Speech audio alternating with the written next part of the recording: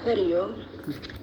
आज आपण श्रीमद देवी भागवत महापुराणाचा द्वितीय स्कंद अभ्यासणार आहोत.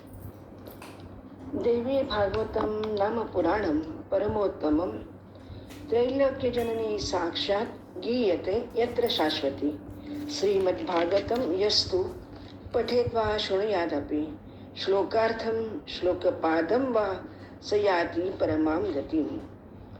अशा प्रकारे नैमिषारण्यामध्ये सुत महाराज आणि सर्व ऋषीगण यांचं चर्चासत्र आयोजित करण्यात आलेलं आहे. ऋषीगणांनी अनेक वर्ष तपश्चर्या केलेली आहे. देवदेवतांकडे त्यांचं दर्शन झालेलं आहे.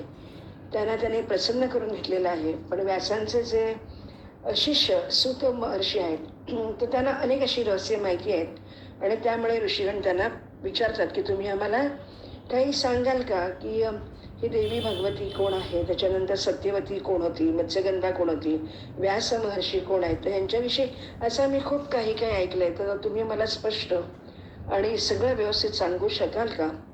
कारण श्रोता आणि वक्ता जेव्हा एकत्र होतात, श्रोत्याची उत्सुकता आणि वक्त्याचं वक्तव्य याच्यातून एक अतिशय सुंदर असं आख्यान बाहेर पडतं.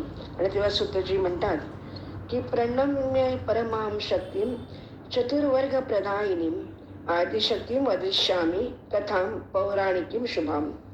तर अशा प्रकारे धर्म अर्थ काम आणि मोक्ष देणारी परम आद्य शक्तीला प्रणाम करून मी तुम्हाला ह्याची पौराणिक कथा सांगणार आहे. एकदा काय होतं की चेदी देशाचा उपरिचर नावाचा एक राजा असतो. तो धर्मात्मा आहे, सत्यवादी आहे, ब्राह्मण पूजक आहे आणि तो खूप तपश्चर्या वगैरे करतो. आणि तपश्चर्याने त्याच्या प्रसन्न होऊन इंद्रदेव त्याला एक स्फटिक म्हणायचं विमान देतो आणि ते विमान खूप दिव्य असतं.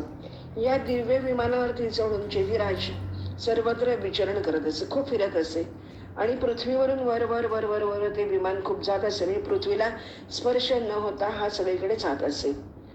या उपरिचर राजाला एकूण 5 पुत्र होते आणि सर्व परम प्रतापी होते आणि त्यांनी यथोचित योग्य वेळेला त्यांनी सर्व राजकुमारांना आपल्या आपल्या देशांचा राजा केलेला असतं.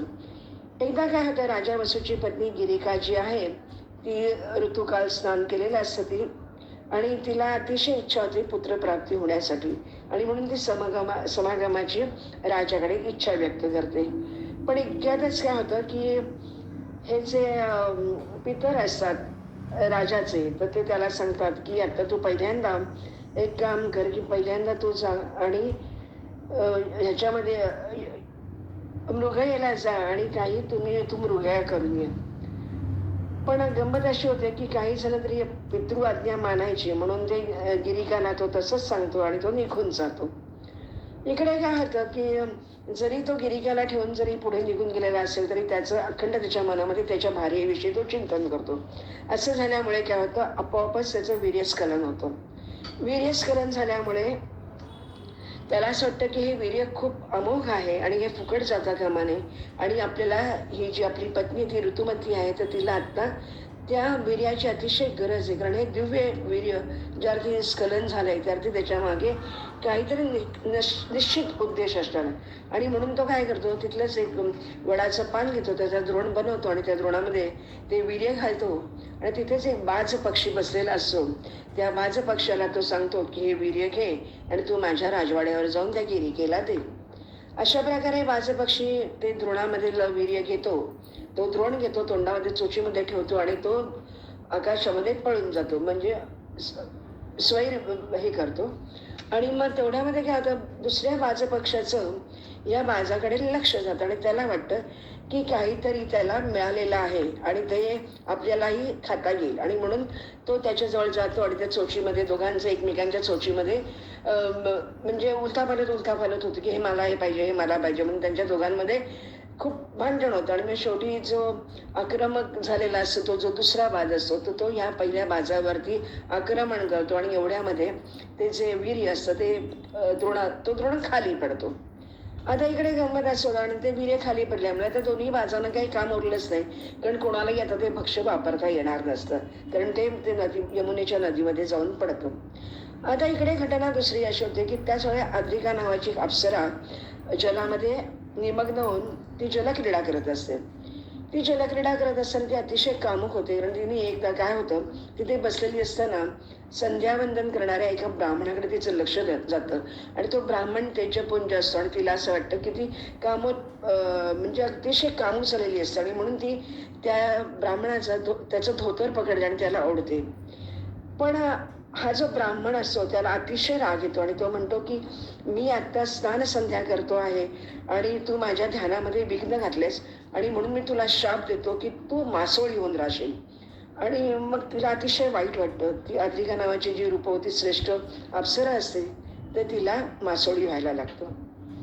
आता तेवढ्यात काय होतं की ती जी मासोळी म्हणून तिथे पाण्यामध्ये फिरत असते तर ते जे वीर्य पडले, कसे घटना प्रसंग आहेत बघा, ते जे वीर्य पडलेलं असं उपरिचर वसूचं तर ते बरोबर वीर्य ती मछली ती मासोळी गिळून टाकते आणि त्यामुळे तिला दिवस राहतात.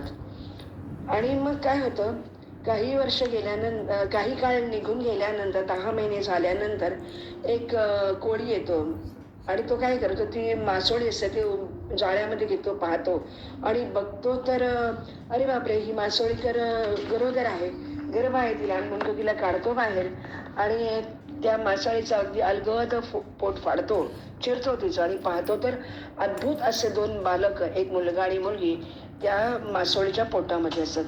हे सर्व पाहून त्यालाही आश्चर्य वाटतं आणि तो मत्स्यनामक जो राजा असतो तो काय करतो, आपल्या ह्याच्याकडे घेऊन जातो, त्या राजाकडे त्याला, आणि सांगतो की असं असं या मासोळीच्या पोटामध्ये ही 2 मुलं होती. तर तेव्हा हा जो राजा असतो तो काय करतो, त्या मुलाला आपल्याजवळ ठेवतो. त्याचं नाव मत्स्य देशचा राजा, म्हणजे तो मत्स्य देशाचा राजा होतो. आणि ती जी मुलगी असते तर ती मुलगी तो त्या याला देऊन टाकतो, कोळ्याला देऊन टाकतो. आता ही अर्थातच कोळ्याची मुलगी म्हणून वाढत असते. आता इथे काय होतं, म्हणून ऋषीगण विचारतात, बरं ठीक आहे, ती मासोळी तर आता तिला मुलं झाली, पण मग आता त्या मासोळीचं काय झालं, ती अद्रिका नावाची जी अप्सरा होती तिचं काय झालं. तेव्हा ते सांगतात की तो शांत झाल्यानंतर ती जी अप्सरा असते तिला जो शाप दिलेला असतो, तेव्हा तो मुनी म्हणतो की ठीक आहे की तुला मी शाप दिलाय, पण जेव्हा तुझं मासळीतून तू जेव्हा ती 2 बालकं बाहेर काढशील तर त्यावेळी तुझं ते पुण्यकर्म होईल आणि तू तुझ्या लोकाला निघून जाशील. आणि अशा प्रकारे आता त्या मासळीचा तो जन्म संपतो आणि ती परत आपल्या लोकाला निघून जाते. आता इकडे काय होतं की ही जी कन्या आहे तर तिला तो म्हणजे कोळी वाढवत असतो आणि ती म्हणजे मासळीचा ते लोक धंदा करत असतात. आणि एक दिवशी काय होतं, यमुनेच्या जलामध्ये एकदा एक पराशर नावाचे ऋषी येतात आणि ते धर्मपरायण असतात आणि ऍक्च्युली ते निशाती ते त्याला जेवण करत, म्हणजे जेवायला बसलेला असतो. तेवढ्यामध्ये पराशर ऋषी त्याला म्हणतात की एक काम कर की मला पलीकडच्या तीरावरती नेऊन सोड. तेव्हा निषाद म्हणतो की मी आता जेवायला बसलोय, पण माझी जी पुत्री मत्स्यगंधा आहे तर ती तुमचं काम करेल, तुम्ही नावेमध्ये बसते, ती तुम्हाला पहिलं पार करेल. असं म्हणून ती मत्स्यगंधा त्या मुनीला घेऊन नावेमध्ये बसते आणि ती पहिल्या तीराकडे जायला लागते. पण दैवयोगाने असं होतं की त्या कन्येला बघून पराशरांसारखा तेजस्वी मुनी सुद्धा एकदम कामुक होतात आणि त्या कन्येचा उजवा हात ते पकडतात आणि तिला स्पर्श करतात. तर ती अगदी आश्चर्यचकित होते आणि ती म्हणते की मुनी, तुम्ही हे कसलं कृत्य करताय, कुल तपस्या, तुम्ही वेदज्ञानांचे अनुरूप आहात आणि तुम्ही वसिष्ठांचे वंशज असताना तुम्ही असं कृत्य कसं करता आणि कामपीडित होऊन तुम्ही मला का धरता, कारण माझं जात कुळे सगळं इतकं खालच्या वर जातीतली आहे मी, तर तुम्ही असं करणं योग्य नाही आहे. आणि मुख्य म्हणजे आजूबाजूला सुद्धा सगळे लोक पाहत आहेत आणि ते बघत बसतील. तेव्हा ती बरेच त्यांना, म्हणजे ऍक्च्युली ती मत्स्यकन्या असून सुद्धा ती त्यांना अतिशय खूप गोष्टी सांगते की हे योग्य नाही आहे करणं म्हणून. पण तेव्हा पराशर मुनी म्हणतात की हे खरं आहे तुझं म्हणणं, की मी आजपर्यंत इतक्या म्हणजे अप्सरा, किती नागकन्या देवकन्या माझ्याजवळ आल्या, पण मी कधीच असं कामुक आणि कामांध झाला नाही. आज मला माहिती नाही काय नियतीच्या पुढे काही इलाज नाही, पण मला आज तुला तुझ्याशी समागम करायचा आहे. तर तेव्हा ती म्हणते की काय तुम्ही विचार करता, मला तेवढा मासळीचा वास येतोय आणि सगळं मी तुमच्या कुठेही अनुरूप नसताना तुम्ही हे का आरंभलेलं आहे. तर ते म्हणतात की नाही, मला काही माहिती नाही, मला तू हवीच आहेस. आणि म्हणून मग ती वर मागते की तुम्हाला जर का असं काय करायचं तर रात्रत्र होऊ दे, आणि मग कारण इथे आसपास सगळे लोक बघतात आणि मग तिथं तुम्हाला काय करायचं आहे ते तुम्ही करा. तर तेव्हा ती म्हणते की तुम्ही जर का मला वरच देणार असाल तर तुम्ही असं करा की हा जो माझा मासळीचा वास जो सुटलेला असतो माझ्या शरीराला तो गेला पाहिजे. आणि दुसरा वर असा द्या मला की जरी मी म्हणजे पुत्र निर्माण केला तुमच्यापासून तरी मी माझं कौमार्य भंग होता कामा नये. तर ते पराशर मुनी आहेत, त्यांना काय कठीण आहे.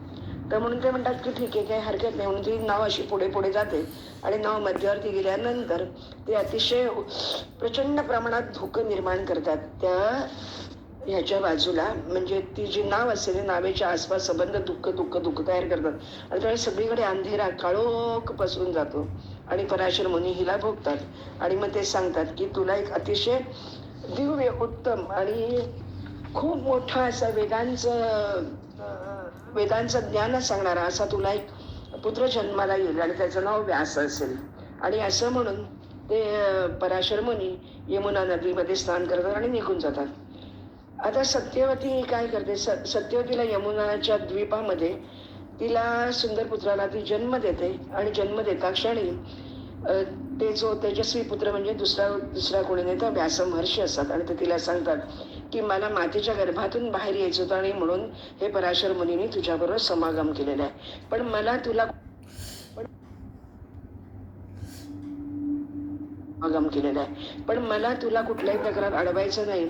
तर तू तुझ्या मार्गाने तू निघून जा, मी माझ्या मार्गाने तपश्चर्येला जातो. फक्त जर का तुला कधी माझी गरज वाटली किंवा तुला माझी आठवण आली तर निसंकोच तू माझं स्मरण कर आणि मी त्या क्षणी तुझ्या इथे येऊन हजर होईल आणि तुझं काय काम असेल ते मी पूर्ण करेन. अशा प्रकारे व्यास निघून जातात आणि सत्यवती यमुना द्वीपामध्ये त्या बाळाला जन्म देते आणि म्हणून त्याचं एक नाव द्वैपायन असं ठेवलं जातं आणि ते सावळे असतात म्हणून ते कृष्णद्वैपायन असं त्यांचं नाव ठेवलं जातं. कारण साक्षात विष्णू भगवानांचे अंशावतार असल्यामुळे ते पटापट मोठे होतात आणि तपश्चर्याला निघून जातात. आता हा जो मुलगा आहे त्याचं नाव व्यास आहे कारण त्यांनी वेदांचा अनेक शाखांचा विभक्त करून वेदांचा विस्तार केल्यामुळे त्याचं एक नाव व्यास असं पडलं आणि तेच पुढे शुकदेवांचे पिता आहेत. अशा प्रकारे ही सत्यवतीपासून पराशर मुनी आणि सत्यवतीपासून व्यासजी जन्माला येतात आणि अशा प्रकारे ह्या व्यासांचा जन्म होतो.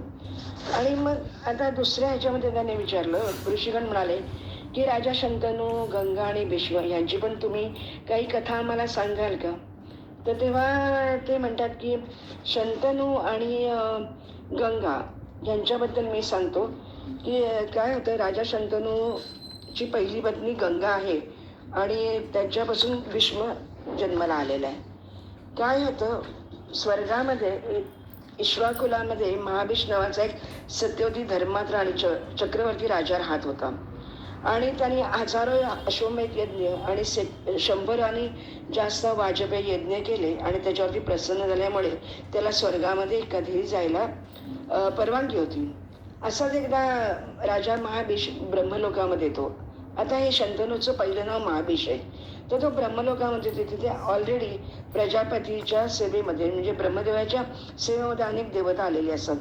त्याच वेळा देवनदी गंगा पण ब्रह्माजीच्या सेवेमध्ये येते आणि होते गंमत अशी की अचानक मोठा वारा येतो आणि तिचं वस्त्र घसरतं. तेव्हा सर्व देवता शिष्टाचार म्हणून आपली नजर खाली वळवतात आणि कोणी तिला पाहत नाही. पण हा जो महाभीष राजा आहे तर तो तिला पाहतो आणि गंगा नदी जी आहे ती पण दोघं एकमेकांच्या प्रेमामध्ये आतुर होतात आणि हे सगळं पाहतात ब्रह्माजी आणि त्यांना अतिशय राग येतो. ते क्रोधित होतात आणि ते त्यांना शाप देतात की तुम्ही मनुष्य लोकामध्ये जाल, तुमचा तिथे जन्म होईल आणि तुमचं पुण्य पूर्ण झाल्यानंतर तुम्ही स्वर्ग लोकामध्ये याल. आता गंगाला महाभीष राजावरती खूप प्रेम झालेलं असतं आणि दुःखही झालेलं असतं. ते दोघं जण ब्रह्माजीचा शाप शीघ्र मानतात आणि खाली येतात. आता यांना प्रश्न पडतो की आता मृत्यू लोकामध्ये जायचं आहे तर कुठल्या राजाच्या पोटी आपण जन्म घ्यावा.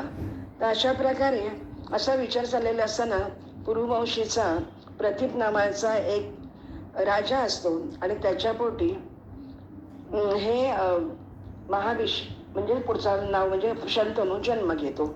आणि इकडे काय होतं की एक अष्टवसू म्हणून जे असतात ते आपापल्या पत्नींबरोबर ती पृथ्वीवरती विहार करायला आलेले असतात. ते महर्षी वसिष्ठांच्या आश्रमामध्ये येतात आणि तिथे ते पाहतात की नंदिनी नावाची गाय आहे आणि ती गाय इतकी सुंदर आहे आणि तिचं वासरू पण अतिशय सुंदर आहे. तर तो जो अष्टवसूंमधला जो शेवटचा 8वा देव नावाचा जो वसू, म्हणजे जो पुढे जाऊन भीष्म होतो, तर तो तिला विचारतो की ती विचारते त्याला की वसिष्ठांची जी गाय आहे ती इतकी सुंदर आहे तर ती आपण घ्यायची का? तेव्हा तो देव सांगतो की या गाईचं महत्त्व असं आहे की या गाईचं दूध जर का तुम्ही प्यायला तर 10,000 वर्षापर्यंत तुम्हाला अखंड यौवन प्राप्त होतं आणि तुम्ही म्हणजे तरुणच राहता. त्यामुळे मृत्यू लोकामध्ये माझी एक जी मैत्रीण आहे असं ती पत्नी विचारते, तर आपण तिला ते द्यायचं का? म्हणजे ती अनेक वर्षे इथे पृथ्वीवरती राज्य करेल आणि ती खूप सुंदर आणि तरुण राहील. असं म्हणून तो देव नावाचा जो वसू असतो तो काय करतो, त्या मुनीचा अपमान करून नंदिनी गाईला घेऊन निघून जातात. नंदिनीला चोरून नेल्यानंतर महावशिष्ठ जेव्हा येतात, महातपस्वी वसिष्ठ येतात आणि आश्रमामध्ये येतात, तेव्हा ते बघतात नंदिनी गाय नाहीये.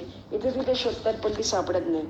जेव्हा ते ध्यान लावून बघतात तेव्हा त्यांच्या लक्षात येतं की ह्या देव वसूने ती गाय नेलेली आहे आणि म्हणून ते येतात आणि त्याला शाप देतात की तुम्ही सगळेजण आत्ताच्या आत्ता पृथ्वीवर जन्म घ्याल. घटना कशा आहेत बघा. महाबीज राजा आहे त्याला शाप मिळालाय, गंगा नदी तिला शाप मिळालाय, 8 वसू आहेत त्यांना शाप मिळालेला आहे वसूंकडून की तुम्ही पृथ्वीवर जन्म घ्याल वगैरे असं. आणि मग असं करता करता काय होतं की ते सगळेजण थोड्या काळाने शांत होतात आणि मग ते वसू जे असतात ते यांना सांगतात, वसिष्ठांना प्रसन्न करून घेतात आणि ते उशाप मागतात. तेव्हा ते म्हणतात की ठीक आहे, तुम्ही जे पहिले 7 जण आहात ते तुम्ही एकेका वर्षाच्या अंतराने तुम्ही जन्म घ्याल आणि लगेच तुम्ही जन्मताक्षणी तुम्ही मरून जाल. पण हा जो ज्याने माझी नंदिनी गाय उचललेली तो जो 8वा देव म्हणजे भीष्म पुढचा, तर तो जो आहे त्याला काही वर्ष तरी पृथ्वीवरती थांबावंच लागेल, राज्य करावंच लागेल. तर अशा प्रकारे महाबीज राजा प्रतीपचा पुत्र म्हणून जन्म येतो. तोच तो शंतनू म्हणून पुढे होतो. आणि मग शंतनू राजा होतो आणि प्रपीत नावाचा जो त्याचे वडील असतात ते एकदा असं मृगेला म्हणजे शिकारीला गेलेले असतात. तर तेवढ्यामध्ये गंगाही जन्म घेते खालती आणि गंगा त्याला पाहते आणि त्याच्या उजव्या मांडीवरती येऊन बसते आणि तो बघतच राहतो की एवढी सुंदर मुलगी आहे आणि ही माझ्या मांडीवरती येऊन काय बसली. तर तेव्हा तो सांगतो की तू कोण आहेस, तू देवांगना आहेस, नागकन्या आहेस, गंधर्व यक्षकन्या कोण आहेस मला माहिती नाही, पण ही ज्या मांडीवरती तू बसलेली असते ती मांडी तुझ्यासाठी नाही, ती माझ्या पुत्रवधूसाठी आणि माझ्या मुलांसाठी आहे. तर त्याच्यामुळे ती म्हणते की तू माझ्याशी लग्न कर. तेव्हा तो म्हणतो की मी तुझ्याशी लग्न नाही करणार, पण माझा जो पुत्र जन्माला शंतनू म्हणून तो तुझ्याशी लग्न करेल.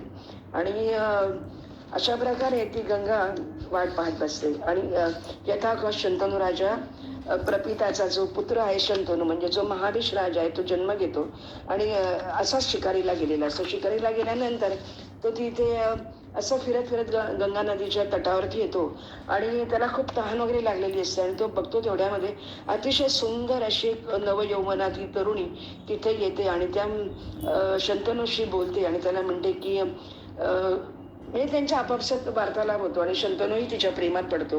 आणि शंतनूला वडिलांनी अगोदरच सांगितलेलं असतं की अशीच एक मुलगी तुला भेटायला येईल आणि तर तू तिला नाही म्हणू नको आणि तू तिला आपली नववधू करून घेऊन ये, म्हणजे मी पुत्रवधू म्हणून मी तिचा स्वीकार करेन.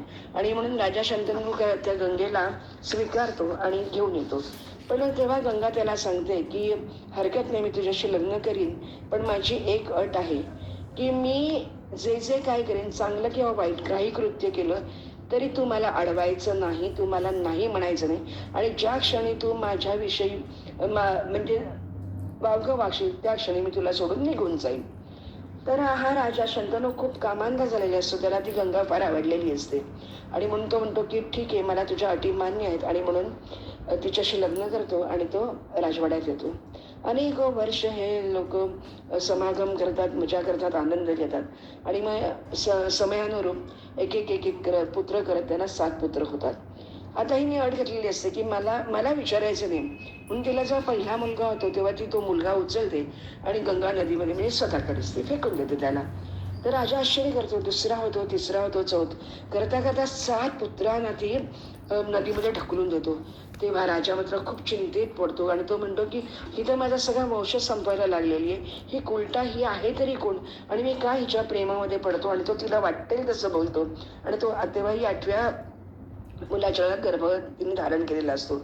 तर ती म्हणते की आता तू मला विचारलंयस त्यामुळे मी काही तुला तुझ्याबरोबर थांबणार नाही, आणि हे तो जो 8वा मुलगा आहे तर तो मी तुला देईन, पण मी आता मात्र निघून जाईन. पण तो लहान असल्यामुळे आता त्याला मातेची गरज आहे, त्यामुळे मी त्याला घेऊन जाते आणि यथावकाश मी तुला त्याला परत करेन.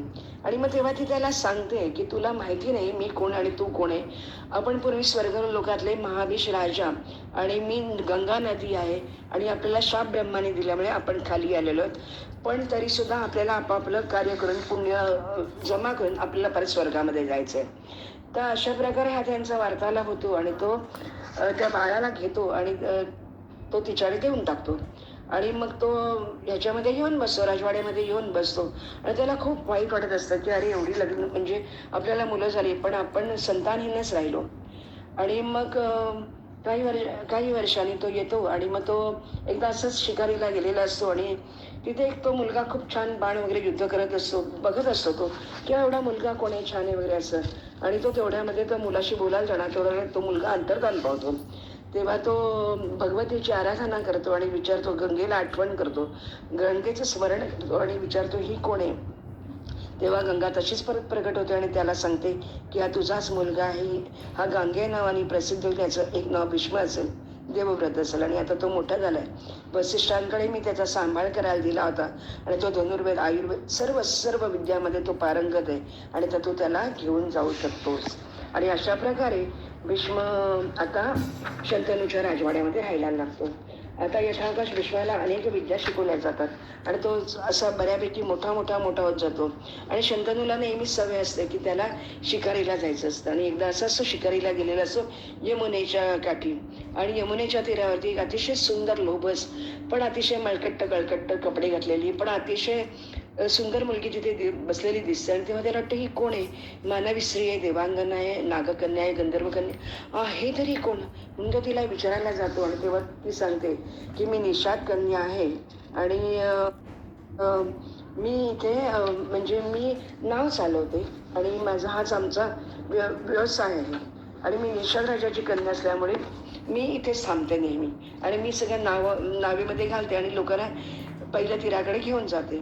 तर तेव्हा तो म्हणतो की ती इतकी सुंदर आणि इतकी छान आहे आणि माझं एकदा गंगेशी लग्न झालं आणि त्याच्यानंतर मी कधीच लग्न केलं नाही, तर तुला जर का चालणार असेल तर मी तुझ्याशी लग्न करायला तयार आहे. तर तेव्हा ती सांगते की जरी मी निषाद कन्या असले तरी मी माझ्या वडिलांच्या आज्ञेमध्ये आहे, तर त्यामुळे तुम्ही माझ्याकडे या आणि माझ्या वडिलांना विचारा. कारण ही जी मत्स्यगंधा असते ती अतिशय सुंदर, तिला म्हणजे सुगंध प्राप्त झालं असं पराशर मुनींच्या पराशर ऋषी मुनींच्या आशीर्वादामुळे. त्यामुळे त्या वासाने तो अतिशय लोभित होतो आणि त्या निषाद राजाकडे जातो.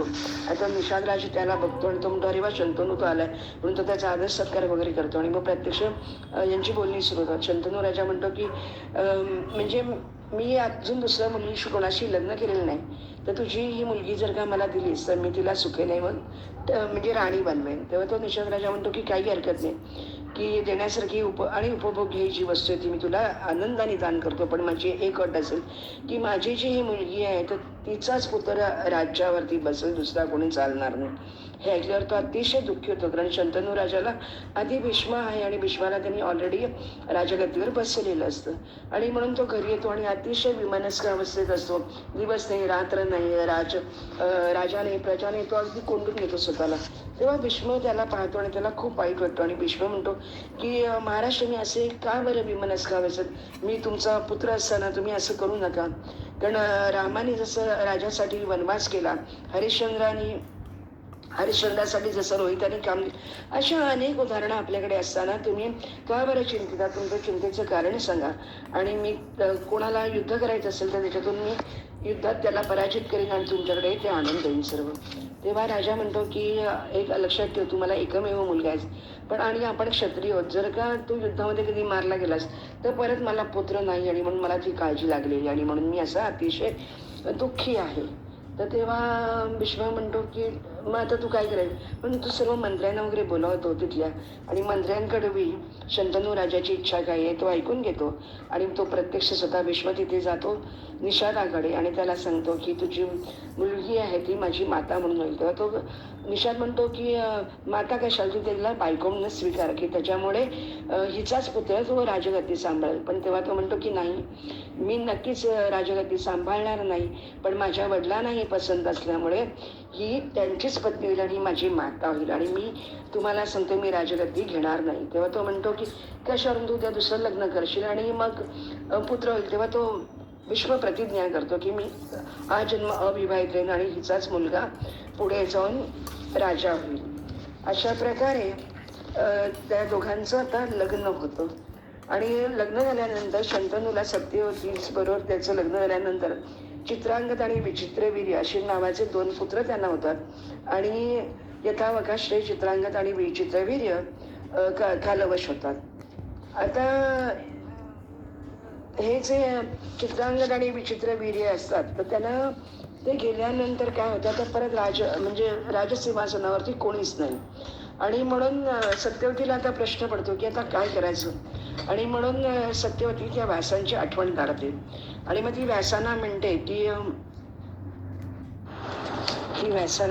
की तुम्ही माझ्या ज्या 2 सुना आहेत त्या दोन्ही सुनांना तुमच्यापासून पुत्रप्राप्ती होऊ दे की ते जाऊन राजसिंहासन सांभाळतील. आणि अशा प्रकारे म्हणून व्यास उठतात आणि अंबिकेकडे जातात. तर अंबिका व्यासांना बघून त्यांचं ते रूप सगळं बघून ती अतिशय घाबरते, डोळे मिटून घेते, आणि त्यामुळे तिला आंधळा धृतराष्ट्र हा पुत्र जन्माला येतो.